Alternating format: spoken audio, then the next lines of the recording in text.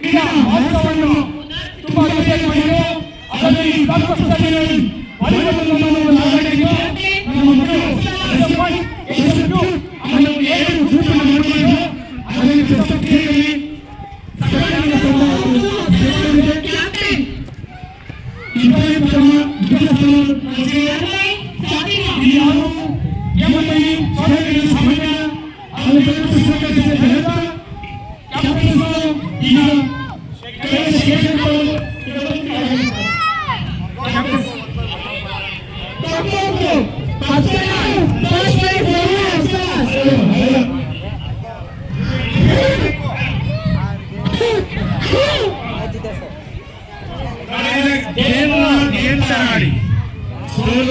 ಗೆಲುವು ಸಹಜ, ಬಿಡಬೇಕು.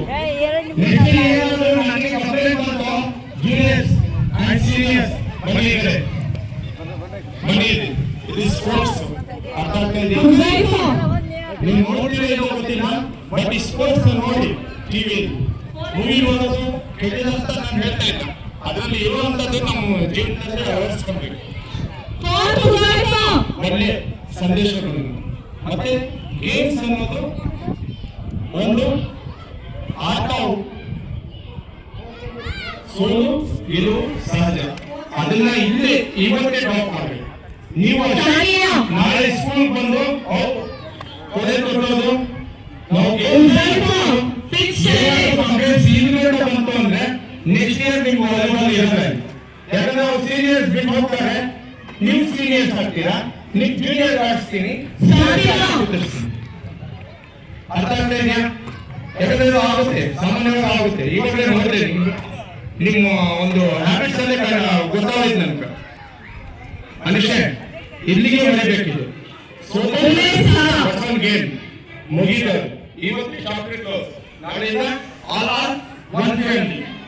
ಎಲ್ಲರೂ ನಾವು ಒಂದೇ ಫ್ಯಾಮಿಲಿಯವರು, ಮತ್ತೆ ಆಲ್ ಆರ್ ಬೆಸ್ಟ್ ಫ್ರೆಂಡ್ಸ್. ಸೀನಿಯರ್ನ ಏನ್ ಮರ್ಯಾದೆ ಬೇಕೋ ಆ ಮರ್ಯಾದೆ ನಿಮ್ಮ ಕಡೆಯಿಂದ ಸಿಗ್ಲೇಬೇಕು. ಮತ್ತೆ ನೀವು ಅಷ್ಟೇ ಯಾವ ರೀತಿ ಪ್ರೀತಿ ಮಾಡಬೇಕು ನೀವು ಪ್ರೀತಿ ಮಾಡಲೇಬೇಕು. ಅವ್ರೇನಾದ್ರು ನಿಮ್ಗೆ ಮಿಸ್ಬಿಹೇವ್ ಮಾಡಿದ್ರೆ ಅದನ್ನ ಮರಿಬೇಕು.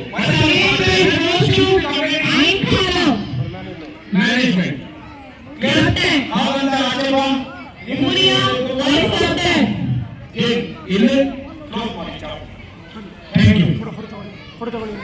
ಇಲ್ಲಿ